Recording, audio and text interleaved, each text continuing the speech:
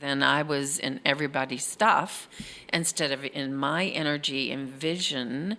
And as a leader, also being able to guide my team and everything is when I stayed out of it, I was able to see how to navigate things.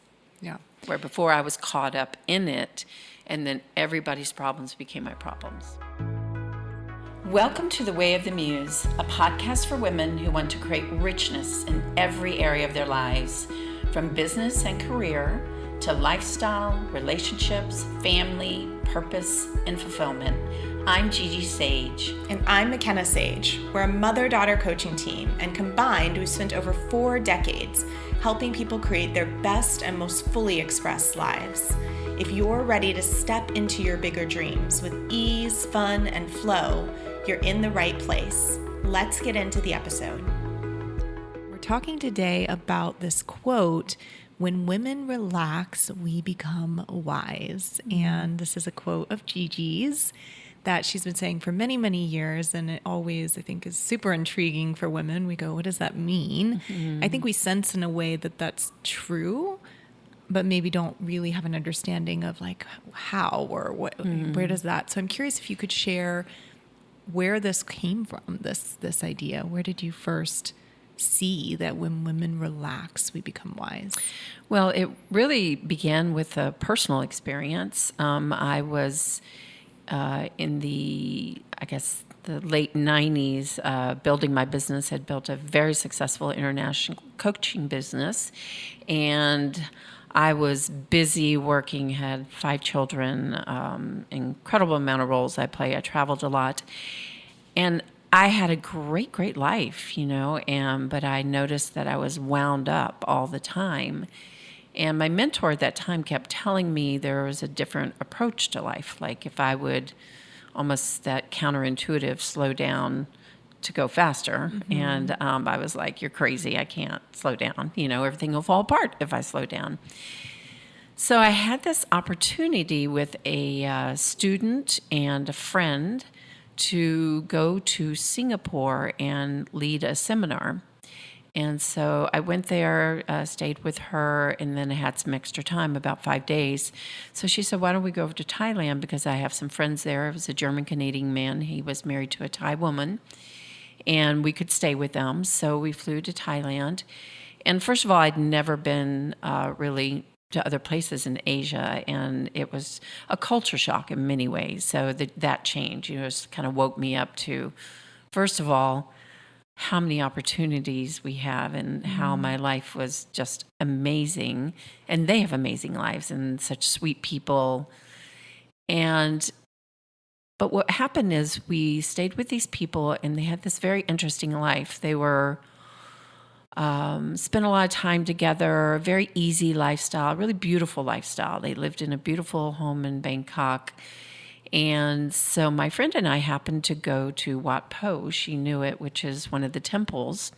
And it's where they were teaching Thai massage. I don't know if they still do that there, but we went in and my love language is touch. And so we waited in these long lines. You go in this big room and there's just like 50 people getting massaged all together. Keep your clothes on in Thai massage. But I got the massage, and as I was getting this massage, I was like, oh my gosh, I've never felt anything like this before in my life, because when I would get other massages, it just felt like they were kind of pushing my skin or something. Here, they got to the tension because they use their bodies and they move in, and I started to relax from this massage. It was just incredible, and they were 3 hours long and like $15. So we were done with that. We all love that. Yeah. So we were done with that, and I told her, I was like, I have to do this every day over the next 5 days. So we decided to go to one of the nicest hotels, the Shangri-La. We went to the very beautiful spa one day, and we do the 3-hour massages, and then we go back to Wat Po. So we did this over the 5 days. I know it sounds crazy, but I love massage. The other point, 3 hours a day of massage, yeah, you guys, for was 5 crazy. days. I did this again years later. The other thing it changed is I had with my last baby some back problems. I have 5 kids, my last birth, and problems for years. And after I had this experience, that went away. And, occasionally I would have pain, but that went away. So this really, really got to me. So that opened me up. And so I was able to have my senses so open that as we moved through this experience with these people, I saw life through a different way. And they had, a Thai cook. So every night we would sit on the floor and we'd have these amazing Thai dinners and talk about great things, drink wine. And the woman had these beautiful silk like long dresses. We'd all put on our long dresses and sit on the floor. And then they had this interesting relationship. They really spent quality time together. They had this big bathtub in their bathroom, and every morning they'd get up and they'd go read the paper and drink coffee and talk in their bathtub. And then we had a driver and we would go with them.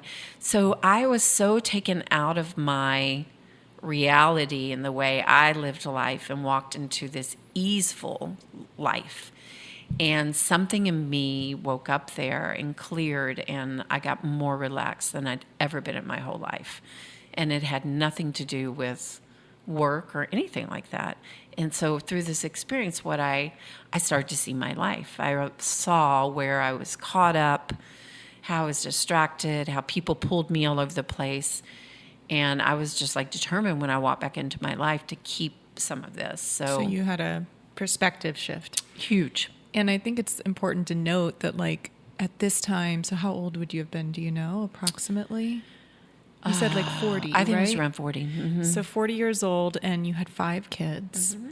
And like because you may or may not have listened to Gigi's story episode. So 5 kids, pregnant and married at 18, running, career woman your entire life, and then running your business since you were 27, 28, right? Mm-hmm. So this was years and years of going, mm-hmm. stress, just being in that mode.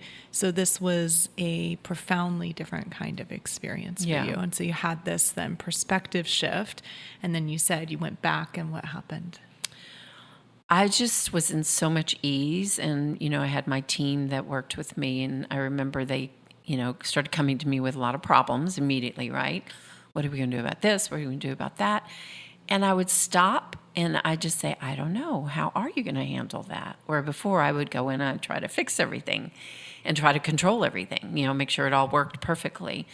And I just tapped into that, they've been with me long enough. They could probably figure it out. And I said, let me know how you want to handle that. You can come back and ask me questions, but I really think you can figure that out. And so I quit going and trying to help everybody and make everything work for everyone, and stepped back and stayed really in this easeful energy. And through that, things started coming to me. And even with my partner, I used to, and he would come in and he'd be upset about something, and I'd see his face and I'd go, oh my gosh, what's wrong? How do I help him? What do I need to do here? And I stopped doing that. I was just like, how can we handle that? Or what do you need to do there? I didn't think that I had to go in and basically micromanage everything in the world. Mm-hmm. And through this, I just felt in flow, and I brought that essence back to my life. And you said that this lasted for a long time. Yeah, like 5 months it lasted. Yeah, mm-hmm. It was really a special time. Now, I want to back up. I was teaching women for years how to step more into their femininity, how to be more relaxed. But this was something that was completely different. Mm. And it changed the way I approached working with women. I really got it in my body, in my every part of myself. And so I was able to conduct this to women in the future much more deeply. When they came and worked with me, they started to really have this experience. So you had this kind of peak experience, this very, halfway across the world. But I think the important thing about that story is that it was such a deep experience mm-hmm. of what you're talking about here, of when women relax, they become wise. And when you say wise, what are you saying there? Because how does that connect to wisdom? Connects to your inner wisdom, that you begin to know what you want and how you want to navigate your life. When I walked back into my life, I was very clear about the way I wanted to move my life forward because I had the visions. I was relaxed enough to where I could start to see. And you weren't engaged by things the same way Yeah. as what you were saying. You Yeah. had this perspective where you could step out and go, oh, I don't want to engage that way because I see that that's what actually takes me off track. Yeah. From It took all of us off track because then I was in everybody's stuff instead of in my energy and vision. And as a leader, also being able to guide my team and everything is when I stayed out of it, I was able to see how to navigate things. Yeah. Where before I was caught up in it, and then everybody's problems became my problems. So not every woman can go Yeah, have an experience absolutely, like that, yeah. right? I mean, we definitely on our retreats, this is a lot of what we create with women is to take them outside of their lives and really have them unwind. And I think that's a key distinction, the word unwinding, because we use that a lot. And you said you were wound up before. How is unwinding different than Relaxing. what normally people think of as relaxing or Yeah. self-care? Well, that's how we've been able to assist women that you don't have to go off to, some faraway lands. It's great if you can, but is through finding out what nurtures you. So we make the distinction of when I found the Thai massage, because also touch is my love language, and it was the right kind of massage that deeply nurtured me. And so in that nurturing, my body began to unwind. So that's a distinction, is to start to see nurturing is really the activity that makes you unwind. You feel your core start to relax. You can share the story just about, when you came to me. I have so many stories around this because I was also very much in go, go, go mode, as I shared in my story episode. And one quick story on the nurturing is that I came to Gigi after I went on vacation one time to Mexico. It was actually my honeymoon. And so my husband and I went, and we had this whole week, and it was, an incredible opportunity and experience. And I came back and I thought, I'm relaxed in a way, but I didn't really feel like I unwound. And I went to Gigi and I said, why is it that when I travel with you, or we go places, even if we're working or we're busy, we're hosting a retreat or whatever, I feel like I unwind so much deeper. And when I'm on my own or, just with my partner or whoever, I can't seem to get there.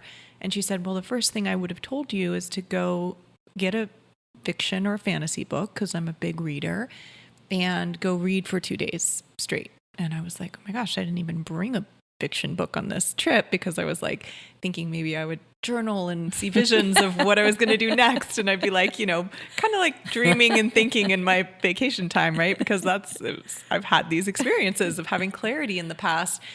And so the main thing is for me, what I got there is that is one of my biggest nourishers, is reading fiction or fantasy, because for me, when I do that, my mind is occupied in this way, my body completely relaxes. And that's not true for everyone. We help people really see what is that for you that has you unwind in that deep way. And that's really the doorway for women to their, you could call it their feminine energy or their flow mode, as we tend to call it, is through their nourishers and through that unwinding. So I guess that's really a way for women who are, in their day-to-day lives and not able to step out, is through their nourishers. Is that what you're saying? Absolutely, because think about that. When I told you, since a little girl, since 7, you were reading these big books, and you would spend hours. And so that's something it feeds your soul, you know, and you can incorporate that into your life. And you've been doing that for the last few years now. Yeah, because I'd gone through a phase where I really didn't read fiction and fantasy because I was like, oh, it's not productive. I need to be reading nonfiction books, and I need to be listening to podcasts. And I had this whole list all the time in my head of all the things I should be listening to and doing. And but when I started to incorporate them again, reading at night or taking breaks during the day, sometimes even if it was a really busy day, and taking 20 minutes and reading, it really shifts my energy and helps me relax in such a deep way. I think another story to touch on is just that I don't know if we'll go into the full story in this episode, but just that when I had my experience with you that I touched on in my story episode around finally getting clarity about what I wanted to do, and fully seeing that I wanted to step into coaching, that I wanted to do it with you. And that was in early 2018. And it was a similar kind of experience in that. But what amazes me thinking back on it is that it was only 2 days. Yeah. And I had been trying for years to get clear. I mean, it was like I had hired the coaches, I had come up with the plans, I had, and in 2 days, so I'm just curious because I had no idea we were doing anything in those 2 days. I was just like, okay, we're in Costa Rica about to lead a retreat, and I kept trying to get clear on what I wanted to do, and she would be like, "Stop, Let's not talk about that right now. Let's not talk about that right now." So I was like, "Okay, well, we're not gonna look at that, so that's fine." And then we would go. You'd be like, "Well, let's go for a walk on the beach, or let's go get a margarita, or get a massage." And so I just kind of let it go. Yeah. And in those 2 days, I always say clarity dawned. It was this experience of really seeing, like you said, those visions and those ideas started to flow through. And I saw what I wanted to do. I saw what wasn't working in my life that I wanted to shift. But again, she knew exactly what she was doing. I had no idea. So what were you doing? Well, you have to understand, I've led retreats for, 30 years. And what I was doing is, I mean, this sounds like a simple distracting you, but in a way where the distraction was through basically pleasure, enjoyment, time to talk. We were able to just talk. And I kept on telling you, don't try to get anywhere. Let's just talk. Because we have layers and layers inside of us, too, when we're trying to see what we want. And often we don't have a place to really talk. And without somebody trying to give us advice or guide us or, try to get us to make a decision. And that's what I do, is I allow for the expression of people to be fully able to express, because through that you start to peel those layers back and you start to see, it starts to dawn in you. You know exactly what you want. They're just covered up by a lot of different layers of life, people's ideas, your maybe fears, and that takes time to get to that. But for in those 2 days, and not like I was strategically trying to get you to do something. It's just something that I know how to do. It's one of those gifts that I've learned through so many years of working with people.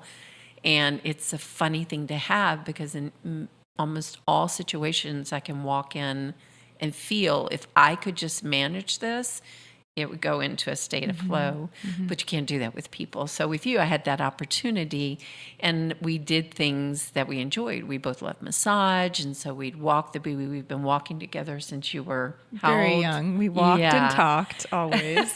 Always. That was, as a young person, you would walk with me. We'd run in Central Park in New York City, and I always was teaching you because you were curious. So through that dynamic, that also is part of our dynamic together.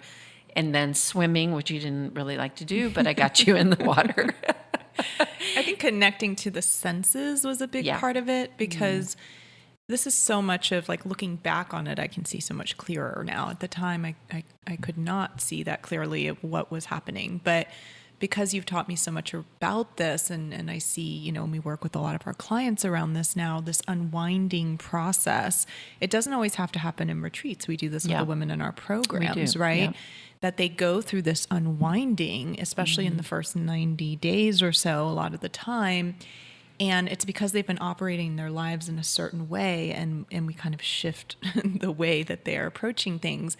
Here's how I would put it, and maybe different than the way you'd explain it, but I see it as I was so coming from my head before, and from linear logical thinking and trying to figure out. And that's the way we're trained in our world, through school and tests and, linear logical thinking. And the answers weren't there. Like, I kept just looping and not getting clarity. And what I see is that like through this unwinding and through this relaxation process, we got to a different kind of wisdom, like you're saying, a different kind of knowing. And that's the knowing that feels like that deep. We've all had those experiences, Absolutely. I feel like, of that deep, like, oh, some part of me knows, right? And in that, that's what we were finally able to tap into. But you can't do it through the head. You do it through, I think, the senses a lot for women and maybe for people in general. And then through... It is through the sense because it is unwinding to the sense of, and it is an unwinding in your physical body. Because there's like an energy that's wound up physically.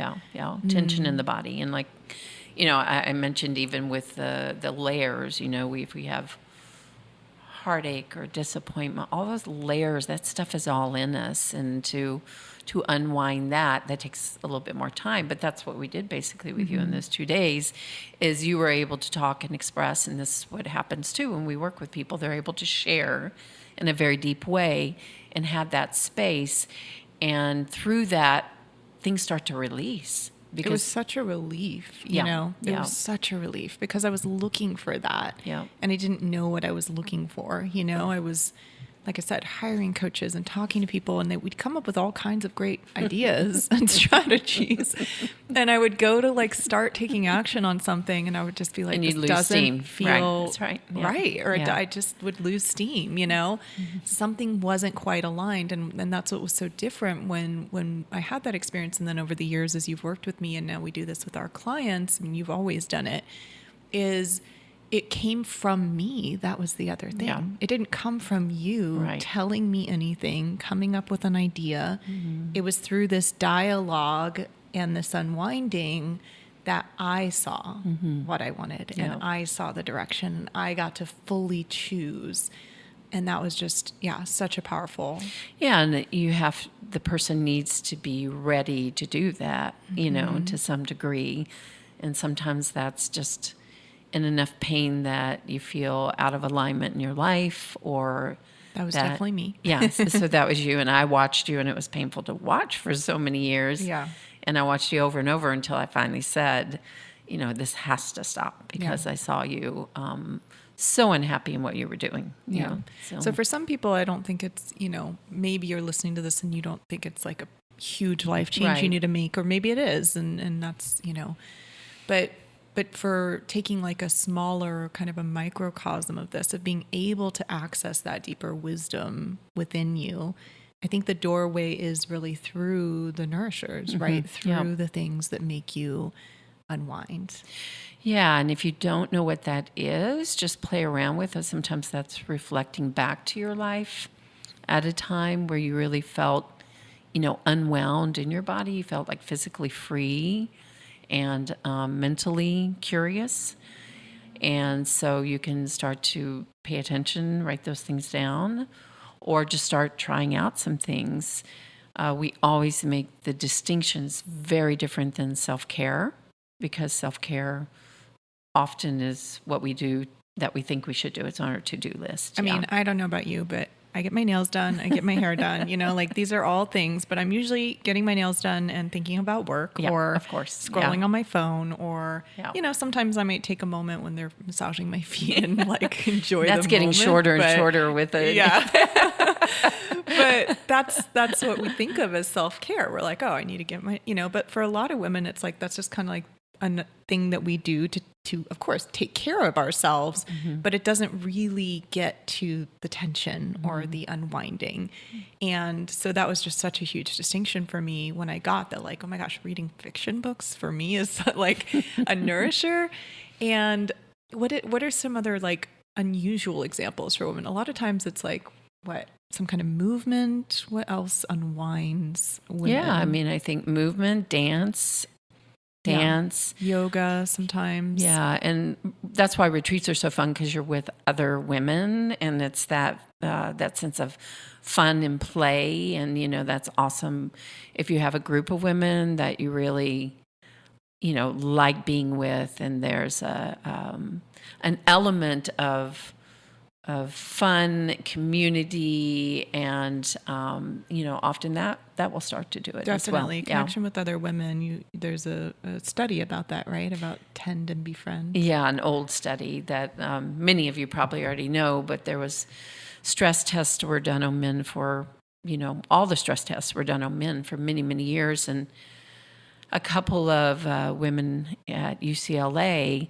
started to notice that when women on their team were upset or having issues, they'd all come in the lab and they'd talk to each other and they'd talk through things. And as they did that they would start to solve their issues. And so they were like, wow, this is curious. When women are under stress, we kind of come together. And so they were like, I think we have to study stress for women. So they did. And that's what they saw is this tend to befriend, that when women get together and we are able to connect and we're able to share, that oxytocin kicks in. And that is, like they say the romance or the love or the nurturing hormone. And we connect very deeply there. And it was very different for men because it was the fight or flight. The testosterone kicks in there. And so that was so profound because then women are able to see that, that's the way for us. And they, as they researched, they saw that having community was as important, or if women didn't have that community, it was as detrimental as being overweight or smoking. Wow. That is extremely important. Yeah. So there is this aspect of nourishing yourself and what makes you unwind, and then there's also this aspect of connection to other people. And it seems, particularly at least in the study, to other women and talking and how that shifts our physiology and really helps us get into these other states. So you can start to glimpse this. And I think the last thing I would share on this is just that it's even the way you approach a lot of the things that you're doing, because walking for me can definitely be a nourisher, but not always. I realized a while ago, I was walking my dog every day and I'm walking up these hills and I'm powering stressing up them out. And I'm, listening to work things or an audiobook, but I'm like in this go energy. And then I just said, what if I just slowed it down by like 10% and started feeling my body and listening to music and looking at the trees. And it was such a different experience. It could become a nourisher. So it's also, I think, in the way you approach things. It is the way you approach things. And of course, there are different types of people, different body types. And there's some people that like the intensity. And even with those people or those, I've assisted them to you can have the intensity. That's a good workout. But you're right, the enjoyment of an experience. So for me, life is about experiences.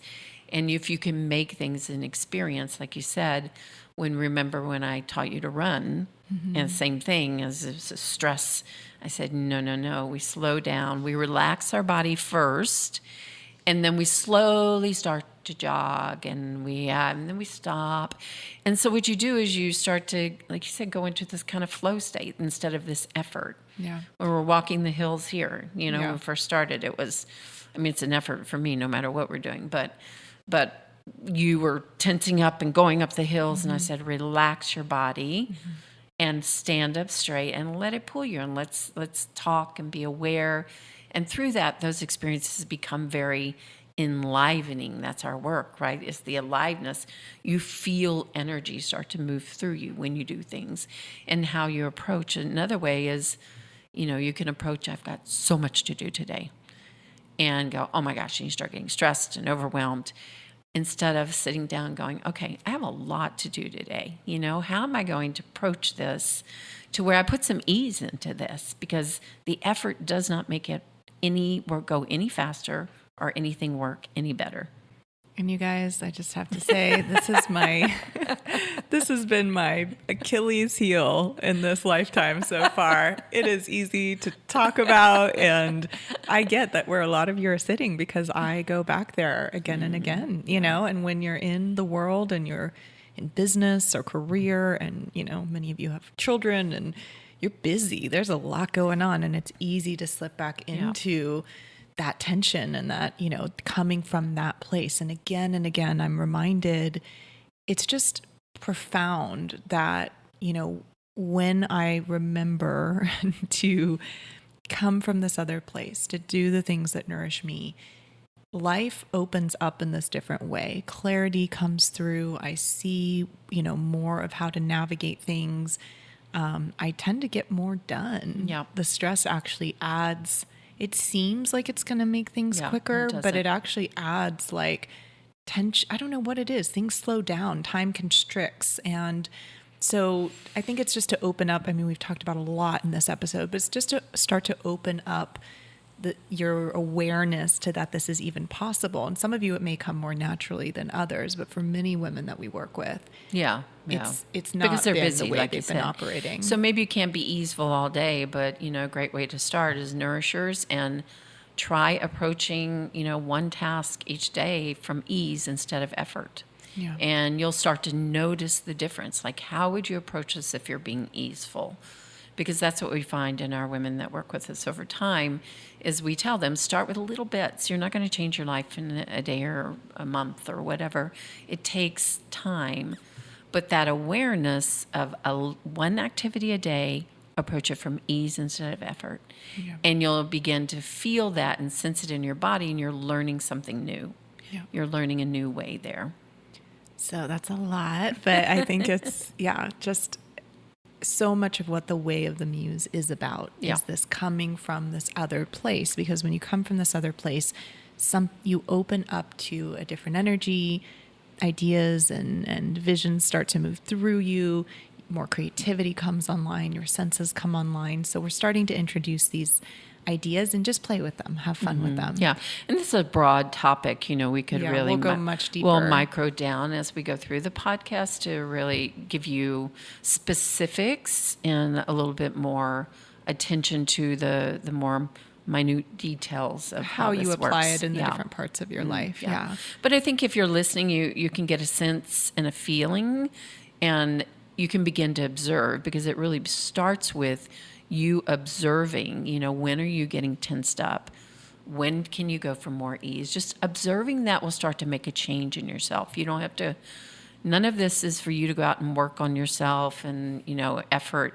It's more to become aware, and through awareness, change begins to happen. That's the beginning. Absolutely. So we hope you enjoyed today's episode. If there's a woman in your life that you think, man, they need this, or I would love to share this with them, or, your sisters, your girlfriends, Your mother, your coworkers, please share this episode. It would mean the world to us. And subscribe to the podcast if you haven't already. We're so thankful to be doing this and be sharing this with you. Thank you so much. Yeah, thank you.